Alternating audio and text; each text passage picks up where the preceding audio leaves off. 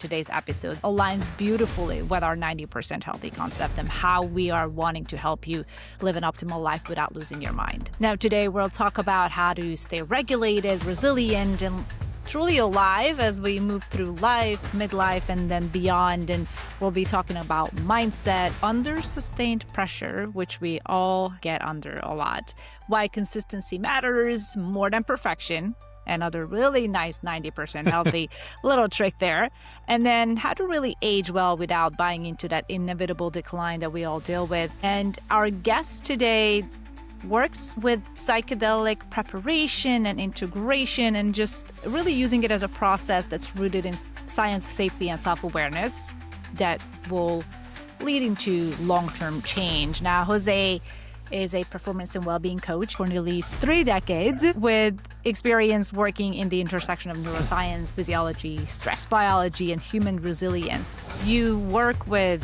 physicians, medical trainees, first responders, so individuals who are really living life at such high performance and such sustained pressure that without these tools that you're providing, a lot of them wouldn't be able to perform at a level that they're performing. There's people that you meet, they're like, oh, that's someone who just gets it. And in my life, Jose is one of my alpha exercise physiologists. But more than just exercise, the ability to translate into well-being. Oh my goodness, our audience is up for a treat. Welcome back to the 90% Healthy Podcast. I'm your host, Claudia, and I've got 2 amazing people here with me. Obviously, you guys all know Don on the co-host seat. Claudia, how are we doing today? Rock and rolling. It's a big week. You just got back from LA from a big fitness show out there. Yeah, I was at the LA Fit Expo, and I was visiting a couple of clinics in terms of health and longevity. So it's always fun to It's trip back around in your the old country. stomping ground. Back Did you in- get to back have in some dinner with Naples. some friends? Yes, it was really, That's really the nice. best. There's nothing I do. better. I do miss LA. Anyway, so we have a special guest today, Jose Maresma, and I wanted to do a quick intro before I let him take the mic away. But I wanted to share with you guys what we're going to talk about in today's episode because it aligns beautifully with our 90% healthy concept and how we are wanting to help you live an optimal life without losing your mind. Now, today we'll talk about how to stay regulated, resilient, and truly alive as we move through life, midlife, and then beyond. And we'll be talking about mindset under sustained pressure, which we all handle and get under a lot, why consistency matters more than perfection, another really nice 90% healthy little trick there, and then how to really age well without buying into that inevitable decline that we all deal with. And our guest today works with psychedelic preparation and integration and just really using it as a process that's rooted in science, safety, and self-awareness that will lead into long-term change. Now, Jose is a performance and well-being coach, if I'm correct. You have a history in exercise physiology. You've been a coach for nearly 3 decades. I was going to say 30 decades. 3 decades with experience working in the intersection of neuroscience, physiology, stress biology, and human resilience. So many amazing utilities here that a lot of people really help with and guidance. And you work with physicians, medical trainees, first responders, so individuals who are really living life at such high performance and such sustained pressure that without these tools that you're providing, a lot of them wouldn't be able to perform at a level that they're performing. So we're diving to all those things with neuroscience, nervous system regulation, and oh my goodness, our audience is up for a treat. So Jose, welcome. Thanks so much welcome. for coming. And I want to jump in real quick, Claudia, because the reason we have Jose and I go back, God, Jose, is it 30 years now? Almost 30, yeah. Yeah, and we worked together at Polar, the Polar Electro, the heart rate monitor company. And it was one of those blessings that you come across in life that there were 3 physiologists there that I thought that there was Jose. We have a good friend named Jeff Collins who now works with Aura, who is a phenomenal physiologist, and me. And man, what a jam we had when we were working together. It was so much fun. And as you work through life, and Claudia, I'm sure you've seen this, there's people that you meet, they're like, oh, that's an alpha. That's someone who just gets it. And in my life, Jose is one of my alpha exercise physiologist. But more than just exercise, the ability to translate into well-being, he's just one of the best. And he and I were talking, a couple weeks ago, and I said, dude, we got to get you on the podcast. And that's why we're here today. So thanks for coming, buddy. Yeah, thank you. I love those conversations, and right back at you, Don. I mean, when we met almost 30 years ago, it was birds of a feather. Oh. I think I actually remember like coming back from a lunch and you're going, he's a player in your little accent. And I said, you're the player. So, I think we recognize kind of this passion that we have. We're curious people, curious about so many things. Our particular context was, how the body functions, physiology, performance, all those aspects. And what was fun is we could translate it into almost any environment. I think that's what we were doing in finding relevance. Claudia was talking about these intersections, the Venn diagram of how this all comes together into performance. And I think that's something we share is we just kind of see things differently. We see where all the threads do attach. Like I always say, everything matters. It's not one thing. It's all the things. Well, and let's throw in one other thing before we get into the discussion. One of the other things that we share an interest in is measurement, is science. Okay. At the end of the day, science is we have a hypothesis, we design an experiment, we run the experiment, we measure, we take the results, we analyze them, and we go back and rehypothesize and go again. Yeah. And I think you and I working for Polar, I mean, it was kind of like two kids on crack. We have all these devices. We have all this really interesting science pouring out of Campelli, Finland. And we were sitting there at the close end of the fire hose, just taking it all in. And this has now evolved. And from the standpoint, you've done great work in the phenotypic work and in the physical work, doing this with athletes and individuals and so forth. You then started to really actively engage mindfulness, mindful meditation, working with some excellent people out there in the Albuquerque area. But now you've taken it one more step, looking at using ligand-based, using small molecules in order to modify our system to get a response that's driving this health experience. And that's one of the things I really wanted to get to today. Yeah. Well, I mean, fire away, but absolutely. And again, it's that evolution, that curiosity that we're working in this one area and things are happening. And then this thing unfolds, or like, wow, we could take it that direction. This is actually effective. How is this showing up for somebody, and how is that making a difference in the quality of their performance or their life? Yeah, I'm totally down. And again, it's transactional, by the way, because it's always coming back to me. Like you said, when I shifted to mindfulness or more of the mental aspects, I was dealing with a pretty profound loss. My wife and we lost 2 children over a 3-year period, not miscarriages. These were losses, delivery, and death. And I needed to find a place to find life again. And mindfulness was that lifeline that led me down the path to actually finding life, and still working on that 16 years later. But anyway, transactional. Same with the psychedelics.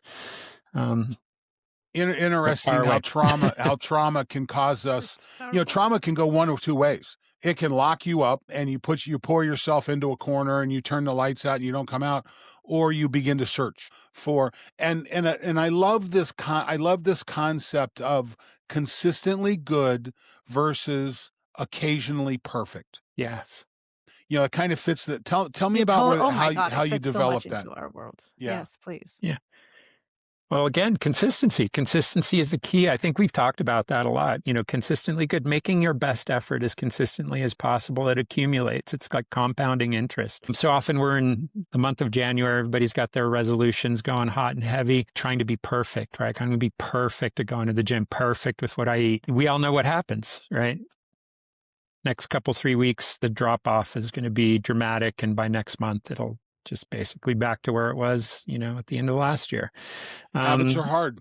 They are.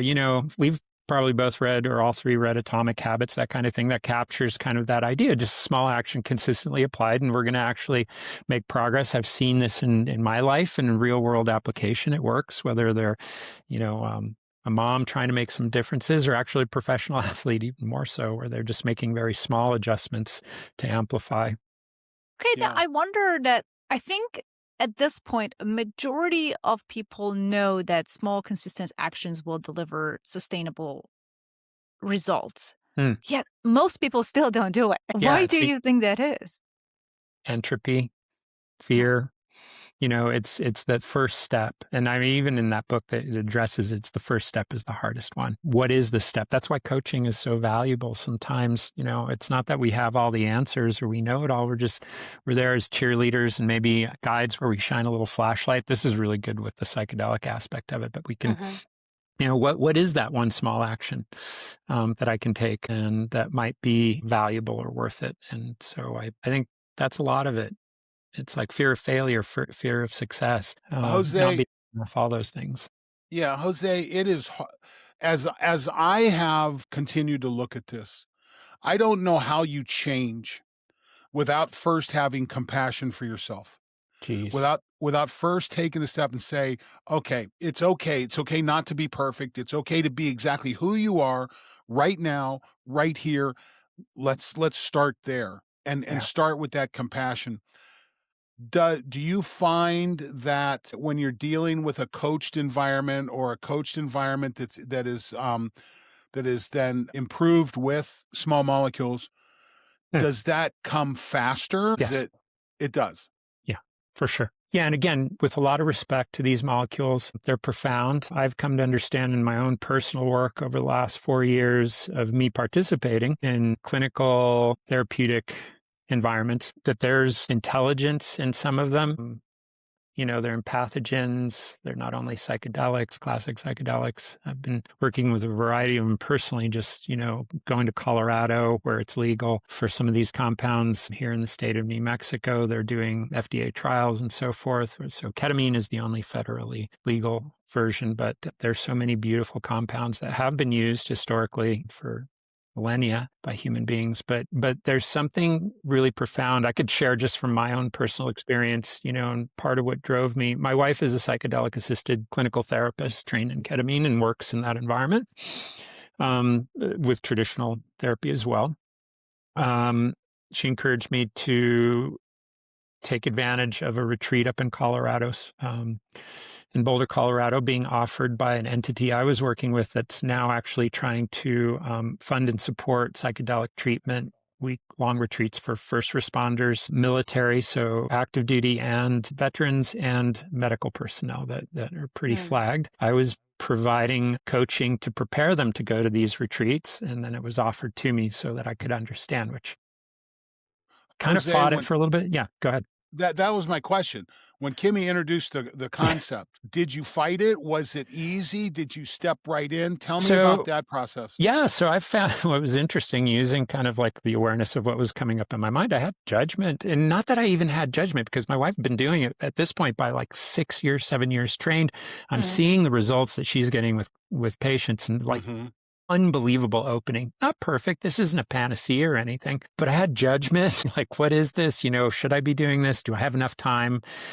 And I finally just said, I need to do this. Actually, I need to be curious. I need to go explore this. And plus, I want to do it for myself, not just from a professional standpoint that this is the right thing to do if I'm going to actually work with these guys and support them. I need to understand what that experience is, which is a critical part of actually becoming somebody that's a facilitator.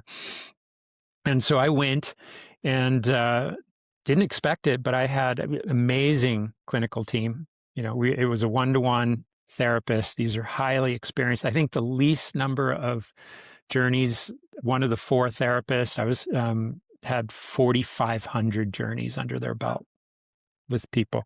They were all working at Myco Meditations in Jamaica, which is I believe the first psychedelic retreat globally that was open. And you see people from Silicon Valley going there, people from Washington, D.C. going there. Very, anonymity is important, but they're getting profound experiences. I went there. They were an amazing team. It was 7 days, 3 heroic doses of psilocybin with integration in between with a very highly trained team. I mean, one of my participants was a physician working on burnout and resiliency with art. First time she had experienced it, and 2 very high level business people from around the country. And I had 3 mystical experiences. I didn't plan that or expect it. I got some nice coaching from my wife in the prep part, and we did a lot of prep online, before we arrived and so proper. And I found a lot of compassion. I was able to grieve. I found some love for myself. I was able to restructure some tender parts of my heart. I don't know if I could have done it at that pace without the molecule. And I felt its presence. It was sentient. It cared about me, This and it blew me open. This is interesting. So, if you're listening to this, you want listen. My first experience and understanding is, while I have never participated in psychedelic based therapy or the use of psychedelics. The book "Changing Your Mind" by Michael Pollan Michael Pollan, great book. is a really interesting introduction. And now they focus on on what's called ayahuasca, when I hear it, what I hear is that's kind of like a sledgehammer approach to this, whereas you were using a little bit more of a metered approach. Is that a Okay, from my experience, I'll tell you, and then if you're interested in that, How to Change Your Mind, great book, Michael Pollan. He also has a Netflix series by the same name, and they do visit multiple molecules. So you'll see MDMA, ayahuasca, psilocybin. I do believe ketamine's there. I haven't watched the whole series. I mean, I've done the book, but I don't know. I haven't been called to it. I think we start having a relationship with these molecules once we say yes to them. And I haven't felt a pull, even though it's very accessible where I live in this area. There are a couple of churches. I know the people facilitating. I will actually have a combo experience this Friday, right after I teach a University of New Mexico Medical School class on thermal regulation and psychedelic assisted therapy for their certification program that they're doing for clinicians right now. And I'll be going to do my first combo experience, just to let you know I'm in the middle of all this and I really am paying attention to what's going on. I haven't been called to psilocybin. It can be pretty profound. Anecdotally speaking with people that have gone through these, sometimes they can be very intense, sometimes they can be very gentle. I will tell you my personal experience with psilocybin was very loving and very gentle, even though I did 4, 6, and 7 grams subsequently in my journeys. The 4 was beautiful. The 6 was beautiful. The 7 I called chaos to order, and it was quite intense. And I did resist it at first, and don't do that. Yeah. My wife said surrender and trust. Yeah. The key words. But again, I felt loved through the whole thing. I felt really that this was for my highest and best good. And in the end, it really was helpful. Did it fix everything? No. But it opened a lot of doors, and I did integrate a lot of grief and a lot of heart pain, and a lot of self-love did show up there. A lot of gratitude. It's interesting you mentioned that you haven't felt called for ayahuasca, if I understand. I can 100% relate. I've had a couple of experiences with psilocybin at dosages of 2.5 at the highest, and have always been pretty loving, tender, kind, surrender-driven experiences, but I haven't felt the call. And I've had a lot of people in my circle who have, I love this helps me break through, do this, etc. And like how you said, these molecules communicate. I mean, these are just as intelligent as our soul and spirit. And the communication is so real as long as we listen. That's my experience. And I'm wondering, because all of these, obviously, integration is important as much as intention and knowing why you're going into this. And with your work, you talk a lot about meaning. How does it resonate with your clients? How do you help them find their why? That's a and how really does it good change question. their So course of progression? Yeah, I think it just, So the mechanisms of action often are, the quieting of the default mode centers of the networks of the brain. That's where our filters are. A lot of our filters and the domestication we experience in life. And I think often, we may know deep down that this isn't the life or how I want to lead my life or the things that I want to pay attention to. And, I do it because I should do it, or it should be this way, or I have to follow through this way because of particular, kind of mental training or filter that, and these, I believe these molecules can open you up to kind of see a deeper, truer self without the filters and help you get to, that addiction to suffering sometimes we have, or denying ourselves, our true selves. And, that I think that's available. Is it guaranteed? No. Like I said, a lot of people are looking at these things as panaceas, fix-alls. They're not. They're catalysts. They really do work as catalysts. And so the preparation and the integration part is so important. to work with, in a therapeutic setting with people that are actually well trained, because it can go really sideways when you get opened up, especially if you've experienced trauma. And I haven't met anyone that hasn't. Worst thing that's happened to you is the worst thing that's happened to you.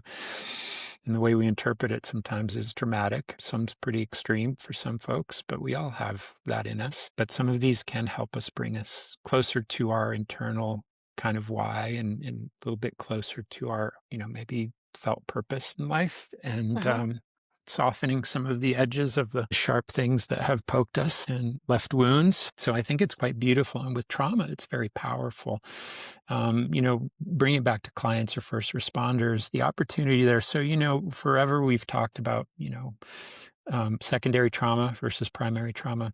If you're a first responder, you're experiencing primary trauma. It's not happening to you, but you're highly involved in car crash, child dies, can't Yeah. resuscitate a heart attack victim, and I've come to learn in the last many decades working with these people, they internalize, they're good folks. And so often we avoid, that pain we never learn to work with. We call it the box. It's become kind of the language we use. We just throw our suffering into that box and lock it up. And then, and I've many times in retreat, somebody's said, that box is so full, I'm so scared to even open it because I have no Oh Mm. idea gosh. what's going to happen. And Yeah. what things like psychedelic treatment can allow you to do is be with it, stay with it without the charge. You can open the box and the teeth are kind of, not as sharp and not as bitey, and you can ride with that. And that's what it requires. Got to feel to heal. That's the only way we're going to Yes. integrate experiences, is to actually fully feel them in a proper way and not re-traumatize ourselves. And so there is some access to that. And Claudia, you said it. I think they're as intelligent as anyone out there beyond that. And they'll give you what you need. I don't know. That's been my experience, and it has been for a lot of people. Jose, quick question. Listen, you are a very progressive guy. I think that's one of the reasons we get along. You live in New Mexico, which is a very progressive state. You're adjunct to Colorado, which is a very progressive state. As I have begun to try and explore and understand this, I'm out in Ohio, Yeah. which is not a progressive state. Um, how do you, if someone's listening to this and they're not in Colorado and they're not in New Mexico and they're not in Southern California, they're not in a place where you have very progressive practitioners taking place, how do you find a pathway into this? Where would you recommend I start? You could tap in. It's a little bit easier now, like between Oregon and Colorado. You could tap into MAPS, the MAPS website, the Okay, multidisciplinary, and you can find resource that'll direct you in that way. You're in Ohio. My mentor is actually in Ohio too. there you go. Okay. He was one of the four therapists at my first retreat up in Colorado. So And while Ohio he's may look like a desert, there may be water somewhere. Yeah, and there is, again, God bless them all, the more of an underground. I find these clinicians to be very careful. Safety is, harm reduction and safety are big terms that they use. There are yahoos out there. This is the Wild West. I see that in Oh, ketamine treatment. I see ER doctors that are used to using ketamine, basically injecting people with no prep and integration, and have never actually experienced the molecule. I think that's malpractice in my book, but it's perfectly legal and your insurance might even pay for it. So I think there's a gambit here. I wanted to touch on this slightly, just so our audience is aware, because we keep talking about the power and the importance of integration. What happens when it's not done? Like, how sideways can these experiences can take people if it's not done properly? Why is this so Yeah. important? Well, let's say we do a journey and we do face some of our pain or our trauma or our grief, and we're so opened up. And, we go through the actual day or, many hours that you might be in the medicine. Maybe you had set some intentions. I was curious about these areas of my life. And, it's great to do that work, that prep work, and then kind of let that go and see what happens and just be open to the experience. And you come out of it and you have all these emotions that are very heightened. Your brain is in neuroplastic state. meaning it's very plastic. It can change. That's the goal is, right? We can rewire thinking patterns, reframe how we look at trauma. And maybe we're getting re-traumatized. We're not doing it. We're in a loop, just going over and over again the trauma. Now we're actually reinforcing it in a neuroplastic state. It might even get worse. And if you weren't cared for and maybe you have some contraindication because you didn't work with somebody that actually did a medical intake, I mean, it's all about the integration. So when you have a trained therapist that actually is informed and trained in psychedelics, then they come in, they can help guide you to that reframing, to that repositioning of where that trauma is and how we look at it and our experiences. And so I think you take a big risk when you're not. Thank you. Jose, who's it not for? Maybe you have a history of psychosis or schizophrenia in your family. You're on SSRIs and have been for a long time, so your serotonin receptors are really not ready to receive some of these molecules. So, there are people that it's not for everyone necessarily. Could it be? Maybe at the right time. That's what kind of like the retreats that I've gone through is that we kind of are sussing out if these guys are ready to actually go stand in the mirror. Have you been doing work? Like my wife, for example, won't see a client or a patient in that capacity unless they've personally been attending therapy, journaling, meditating, having some type of personal discovery practice and healing practice for themselves for at least 6 months plus. And people will come and she'll say, well, you need to really establish some type of self-care practice before we actually move into this. So these are the people that we need to, don't expect it to just fix everything. That the silver bullet idea is so stuck in our heads. You're a big part of it. You have to do the work. These are just catalysts and you get, again, hopefully quality support on your journey. We all need that. As coaches, we get that, people are trying to support others' journey to well-being or finding fulfillment or whatever it might be. We all need it. We all need help. And so that's why it's important to, for somebody to be prepared, to be ready to actually start doing work and for themselves. And then this could be actually profound. So from a physical optimization standpoint, you do work out there in the Albuquerque area. By the way, Albuquerque is home to a lot of very elite athletes. After Boulder, Colorado, Albuquerque's kind of number 2 in the country for the most Olympians per capita. Well, shoot, and I'll be seeing one right after we get done. How often do you see this as a possible tool in the development of an elite athlete? Because I know my experiences, I believe I've seen a lot of athletes come through my programs where trauma is probably one of the limiting factors. Absolutely. Getting them to recognize this. First of all, I'm not a licensed psychologist. I have to be very careful about my language and what I do, but I do know what my observations are and I'm very comfortable with them. How often would you see this being recommended for if you've got an MMA person come through your group out there? Do you see this as a possible tool in their development? Yes, absolutely. Absolutely. And I'm going to being frank, I have not worked with, well, that's not true. So a couple of soccer players, no names. We have done a little bit of integration work post their personal psychedelic experience that's been useful. But you're asking a great question. This is in the future. I hope that we can do some of this work because there are a few athletes. There's a goat out and about this area, like literally best of the best in their field. Yeah. With no names who has personal trauma exactly and who you're suffering. talking about, though. And I think it would be so beneficial to see do it this all the time. clinically supported. Yes, Yeah, and I think it would make a huge difference in his. I see this all the time, and one of the things I find really cool is the fact I've shared with you the complete complete athlete, a guide to peak performance, and one of my key tools for success is journaling. It's that internal loop feedback process, and then we roll into mindset, and then we roll into flow and focus, and we roll into those things. And if you don't have, I think Poland described it as that ball of nerves that have come together to encapsulate the trauma and protect you from it. Well, if there's some people where that ball of nerves is just too damn big Yeah, and you've got to break it up at some point in time. I know I've seen that with several athletes. Never had the absolutely. opportunity to crack it. It was always one of these situations like, damn, there was a lot of talent there. We were never able to get across that Yeah. threshold that we needed. And I see this as a possible tool. So when you run into that person, how do you introduce it? By creating a relationship that's fostered on trust. Okay. Once we establish that they can and that's a big part of the coaching. And you have to Mhm. really trust your coach. You have to trust your athlete. I mean, it's a relationship of trust. And so once that trust is established, it's pretty easy to approach.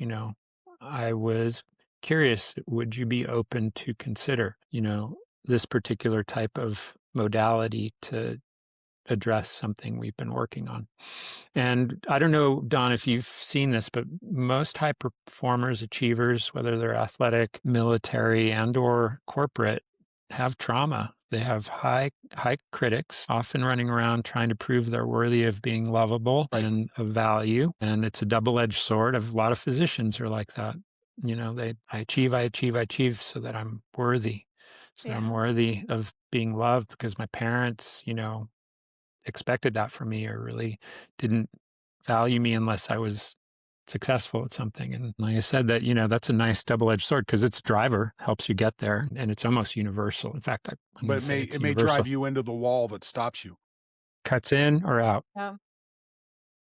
When we take a look at this, let's talk about judgment, perception, and engagement. I have to believe that if you have someone comes to you with any kind of an evangelical religious background, whether it's a Christian or Islamic or regardless, the judgment can be pretty powerful. Have you ever had to deal with that kind of move? Listen, one of my favorite books I ever read, The Immortality Key, the story of the religion with no name.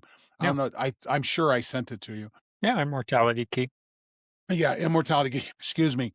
This is ancient knowledge, and our religious our religious foundations were built on this. And again, that's the reason I love the work that Monceau did in that book. Do you find yourself kind of either I'm listen, I'm gonna use a term, it's not the right term, but it's the only one I come up with right now is deprogramming. Deprogramming back to reality and Hmm. out of this intense. Okay, I'm gonna use another word here. It's gonna piss people off, but it's not like that ever stopped me before. This fictional environment, getting it back to reality. Um, Yeah. have you run into that?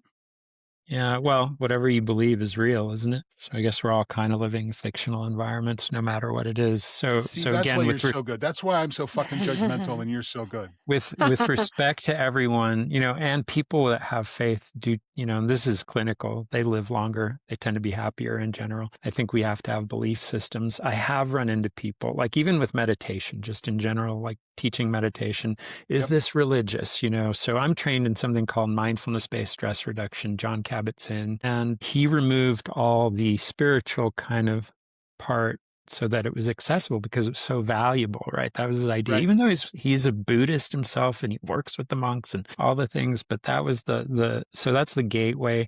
What I found is once people are introduced to these practices, you can't help but tap into something bigger than yourself, whatever you want to call that. Right. God or your soul or and I do The believe in those universe. things, the universe and the Yep. creative energy. So I actually like having these conversations with people that have very strong beliefs because, I think with trust, kindness, non-judgment, they can open up. And whether that's just meditation, because I have a lot of people that you would consider evangelical that I've coached, and they found a deeper practice in their prayer work because I Mm. teach them how to ground first and to become incredibly embodied and present. And what a nice platform to talk to your higher power from. And they're like, oh, I'm more consistent with my prayer because, and I said, it's not black and white like that. And same with the molecules. I mean, psilocybin has been around forever. It grows, wild everywhere. God. So if you believe in God's creation, God provided that. And we might even, there's some literature and some evidence that maybe some of the burning bush, the acacia tree, right, is a psychedelic. And that some of these mystics and or spiritual leaders may have been using these as a way. I had in my 3 journeys, my second one I called divinity because the mushrooms asked me, do you want to know what God is? And I said yes, and they laughed and said, right on. let's go. And they showed me something like for 8 hours. And Wow. I believe I touched what that is. And it was energetic and it was loving and it was very connected. So why couldn't we have these mystical experiences happening and bring these kind of inspirations to inspire people? And then again, organized religion has also been used to manipulate and control people. And, fear, anytime, that's the litmus test for me. If people are telling you to be scared, like really Yeah. pay attention to So that. one something that I'm hearing here, and correct me if I'm wrong, is that in a lot of things that people create around themselves end up being a little bit overly rigid, whether it's a training Yes. plan, whether it's things are rigid. And what you're trying and you're coaching them to really become is that more flexible, whether it's psychological, spiritual, energetic. Would you agree? And how would that make sense to Yes. somebody who feels like very rigid, leading a rigid life? Yeah, so I love that. Claudia, you bring us back to reality into our story because this is 90%, right? 90% health. So I love how you phrase that. So the concept in coaching, especially with high performing people, is to trust. But this is for everyone. We got to trust ourselves. We have to be flexible enough to listen. That's why I love embodiment. Why this whole idea of attunement. I'm listening to my body. I'm not just up in my head. This is where the rigidity is, right? The ideas, the platforms, it should be this way, the black and white thinking. When we bring the coherence of the body and the brain together, and this is heart math stuff. I mean, Don, do you remember working with heart math? Like Still do. Yeah. 30 some odd years ago, we were like already on it. And now it's like, oh, heart math. Like, yeah, we were there at the very beginning, HRV, all this stuff. This is how our brains work, so it's evolved for me in this way. So heart math, they do the coherence between the mind and the body, right? This is black and white. This is not. We have neurites in our heart, neurons basically, but neurites is what they're called in the physical body, 60,000 of them. These are thinking organs. Thinking organ, processing organ, thinking organ. And when we actually bring them into coherence, then we can listen and not be so rigid and like, what do I need today? I use this with pro athletes. It's like they ask me, should I really go do that interval set right now? But I'm feeling so tired. But am I being a slacker? Am I not doing what I'm supposed to? I'm like, well, sit with your heart and listen. You're a professional. Trust yourself. If you need a break today, that's the best thing you can do. It doesn't mean go, go, go all the time. Does that make sense? But we can do that for somebody that's just beginning a new exercise program, or I'm eating a little bit more intuitively. One of my favorite exercises is telling people to go get a bunch of ingredients out and cook intuitively. Can you put together a meal just like, without a recipe, some protein, a little salt, can you do that? Like start listening. Can we be intuitive, a little bit more flexible, and you'll be surprised how many really right answers are in there. And Jose, yes, let's talk about the word trust. I was in a conversation earlier this week with a couple parents. We were talking about kids and coaching kids, and we were talking about the dynamic between coaching male athletes versus female athletes, and there's a real difference. absolutely. And coaching female athletes, what I have learned, you have to build trust. And if you do, you have warriors. If you don't, you have headaches. Okay. But you've got to build. And then they said, what is trust? And to me, in that situation, trust is when the person I'm working with can predict what my response to that next thing is going to be. And if they can predict if they half-ass something and I'm going to get upset and say that's not up to our standards, that's okay. They're going to know I'm not happy with it, but they have the trust that my response will be the same regardless, and it doesn't change from person to person. Yeah. What is your definition of trust as you work in this space? Safety. Okay, I think we're in the Yeah, same. that you're not going to harm me. It's Love- in the same line of what you're saying, is that you're not going to harm me, but you can be direct. That comes by being regulated in your delivery, right? And that it does come from, I've always said love is essentially, I want the best for you, right? And if I'm working with you, trust will come if you know that when I'm giving you a cue, when I'm offering you something, it's because I really do want the best in you, and that you can feel that, whether it's energetic or, you can consistency that you're showing up. You can have hard conversations from a centered, grounded place, non-reactive. Trust is that I feel safe with you. Well, safety's that key Yeah, to, cooling off the sympathetic and engaging the parasympathetic. absolutely.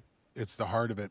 Yeah. Um, I, Jose, I Oh, go go ahead. ahead. Just side note, just I use a mechanistic way to actually induce that. Anytime before I work with anyone, we spend 5 minutes in just a little breath work practice, a little meditation to trigger the sympathetic parasympathetic bond and bring that balance over to the parasympathetic and calm the sympathetic. And it really does help. It opens up with listening and exchange.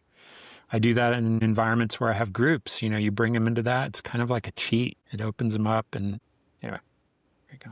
No, I love that, and because you go a step beyond where most people do. That a lot of coaches are out there. Okay, what are your goals? Let's say, which is important. I don't want to minimize that. And goals are important. But at the same time, you go the next step to not just what is your goal, but what is your why? Why Mhm. is that goal important to you? That's got to be a real thought provoker for a lot of the athletes you work with. Yeah, meaning. Meaning is so important. Science, validates it, but we know we need values, mindset, values, and meaning. That's, one of my pillars, values, mindset, and meaning. A structure of belief, our belief system, right, wrong, those things. The meaning that we attach to that, our words and our heads have such power. And meaning, we're storytellers, we're story listeners. That's been history. I use that. That's a tool I use is tell stories to help people find. I have them tell their story. Joseph Campbell, right?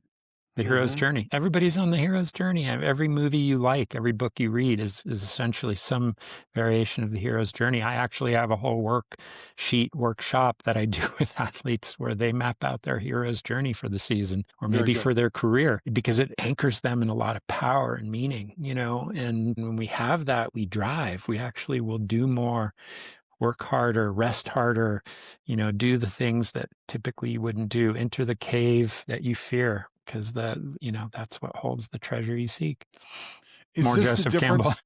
Yeah. Is this the difference between someone who achieves their New Year's resolution and those who just blow by it? That the ones Hell that just blow yes. by it and fail, they don't have the meaning They don't attached have the to it. meaning. We have to anchor into that meaning, and meaning is very different. Just go to really simple. I want to lose 20 pounds. Well, for one person, it's because I want to be healthier. My doctor said I'd, et cetera. Another person, I want to look hot in my skinny jeans. We have different motivations and trying to find that meaning. And that's, for coaching, that's a fun part of kind of, I think, the art of it, helping them discover their meaning because it's not mine, it's theirs. But I think it's critical to reach your goals is it has to mean something to you.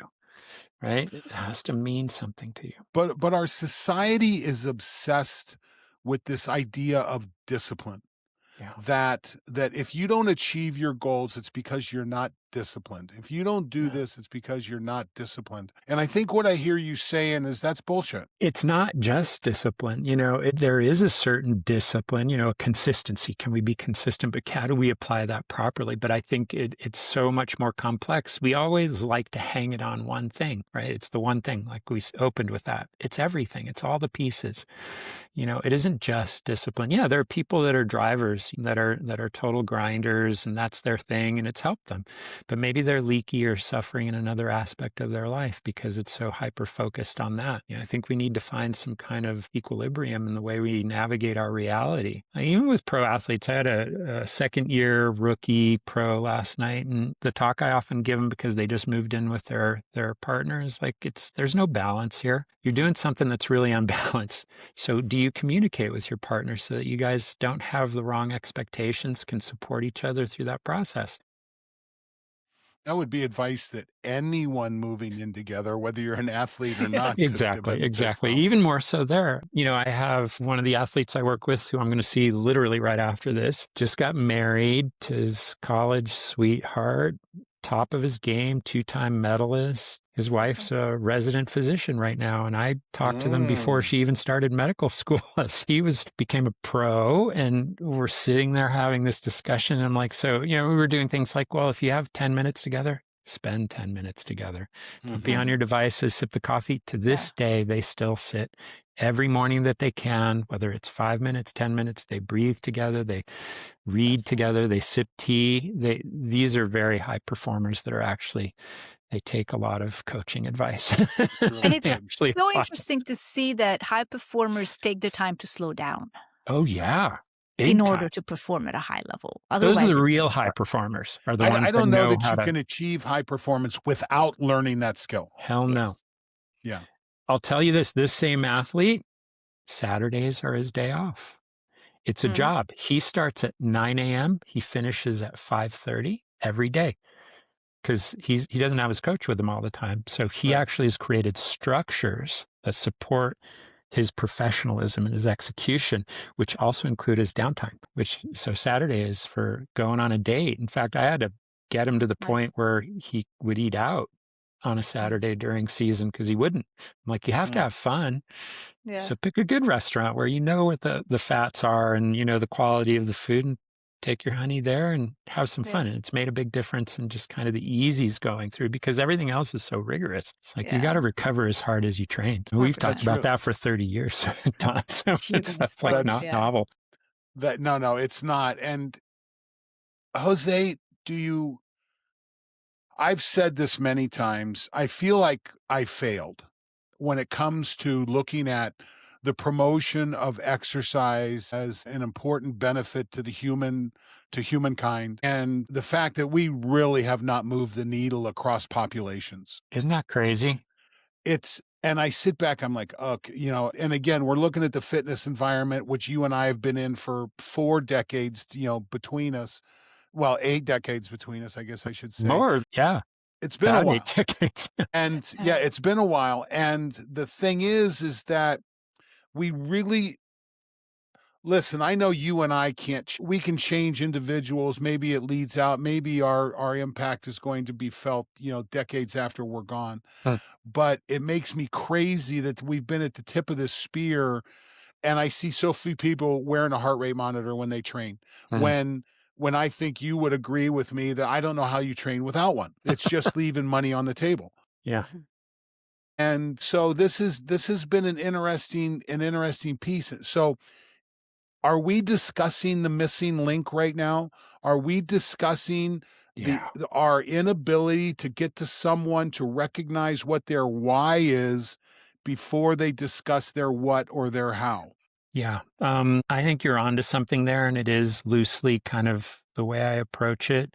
I have these 7 pillars, and the first pillar is stress reduction and self-regulation. So, we're living in modernity, man. We live in these ancient bodies that are wired in a very particular way, and they're in a lot of conflict. Seligman from University of Pennsylvania said almost all suffering is this disparity between our modern world we created and our ancient physiology that's just trying to keep us alive, find connection, all those things. So when we can quiet that level of anxiety and stress, then we have more capacity, right? And that bandwidth to actually focus our attention and follow through with things that we might call self-care or self-compassion. That's my language always is when you take care of yourself, it just shows that you do care, that you care, that you care about yourself. I mean, it's not a selfish act. And, I do a lot of this, self-care is not selfish for clinicians because, the wounded healers, maybe we're all four wounded healers. I don't know, or all three wounded healers here. Mhm. We have to take care of ourselves, but it comes from, again, knowing your why, not feeling overstretched. I think it makes a big difference because you're right. I mean, exercise, we wanted to package it all up in one pill. What's that old saying? I mean, the benefits are, it's the biggest bang for your buck is some kind of consistent form of physical activity, and exercise is going to give you the best return on your health, mental and physical. It's my basic rock. It's my base rock in the jar. It Yeah. is, you don't need any special equipment. I mean, I went for a run today. I walked out my front door, did a jog for a mile, and then I did sprints on the way back home, did some push-ups. It's like anybody can do that. It's no special equipment. Took 20 minutes and, I feel amazing. I knew I was going to be on a podcast. I have coaching I have to do. It just lit up my brain. Feel great. You feel I know truly I'll sleep alive, better. right? I feel alive. I'm gonna sleep better tonight because of it. I feel that I accomplished something, so that helps my mindset also. And then I'm not a hypocrite is the biggest one. I practice what I preach. Yeah, that's huge. That's good. Jose, my friend, I am so glad that I don't know if I reached out to you or you reached out to me when we had our last conversation, It goes back and forth. and it had been far too long. Yeah, too long. And I don't know why I don't live in Albuquerque right now. Why don't you live in Albuquerque? Come on, man. You know We'd what? have some That's a great fun. question. You and I I've could do tried to some good figure things. I've been in and out of Albuquerque now, a half a dozen times over the last 4 years. And and it's done well. So maybe I need to go back and reevaluate that. But there's no doubt that we have to have less time apart Uh, than what we have been practicing. We're both fathers, we're both husbands, we're both working. yeah. But it doesn't change the fact that when we're together, magic happens. Magic happens like we haven't been apart a single moment. I think that's what a good friend means. That I is agree. true. So my good friend, if someone wants to find out more about Jose Maresma Foy, or go ahead and say it, Claudia, not how you roll those R's for me. You did great, I think. It was I had great. no rolling R's. Okay, this tongue Marisma. does not roll an R. Mari is so Muddy, good. It's very, very fluid. Very, I yeah. get the Yeah. foy. So how do we? If someone wants to find you, how do they do if you it? wanted to, easiest one would be the website that has contact information, embodiedspirittherapies.com, Oh my God, what a great name! embodiedspirittherapies.com. Yeah. Yeah, We'll and link that's it in the both. show notes. Yeah, We'll and put that's it in my the show wife and notes. I's website, and it needs a little updating, but there you can send a request. There's some kind of general information about what we provide. There are testimonials, that kind of thing. That needs to get updated, but thank you. I think you're on That's the LinkedIn easiest way. too. Yeah, LinkedIn. Yeah. Perfect. Listen, those are the two. And if Yeah, our Jose Maresma listeners, again. yeah, and if our listeners, you can find me on LinkedIn, Don Moxley on LinkedIn, or trainrecoverwin.com. Claudia, I've gotten 5 requests for the 20 tips for HRV in the last See? week. So Yeah. it just slowly keeps growing. And HRV is a thing now. Geez, we were can you 20 some odd And years it's ago. We're sitting still around. misunderstood, though. It's insane. I remember, Jose, we were in New York at the national sales meeting. And we found that white paper. I don't remember where it came from. I think we got it out of one of the fins. Yes. And they I were think you looking, found it out of the and I think that they were using HRV in their own zone, own recovery, their own programs. And I remember showing this to you, and I think I showed it to Jeff too. I'm like, listen, this is game changing here. And man, we have been banging the drum ever since, haven't we? Oh yeah. Still playing with that. I love Well, listen, Jose, I really appreciate your time. I'm sure our audience is going to appreciate this. They can find you. We'll put the link in the show notes. If you hear this and you like it, we ask that you please like it, share it, make a comment, reach back to us. If you have questions about any of this stuff, reach back to us. Like I said, you can get me at trainrecoverwin.com. You can get Claudia at Longevity Journalists on Instagram. Everywhere. Or everywhere. Claudia is everywhere. No, it's not. omnipresent. She's like a spirit. She's a Hungarian spirit. So you can find us there. And my friend, I really appreciate you spending your time with us. Yeah, thank you. This is fun. I loved how we kind of serpentined all around kinds of different stuff. So you guys are wonderful. Yeah. Thank you, Don. I love you, man. Claudia, so nice to nice meet to you. meet And you. thank you for having me. Really enjoyed it.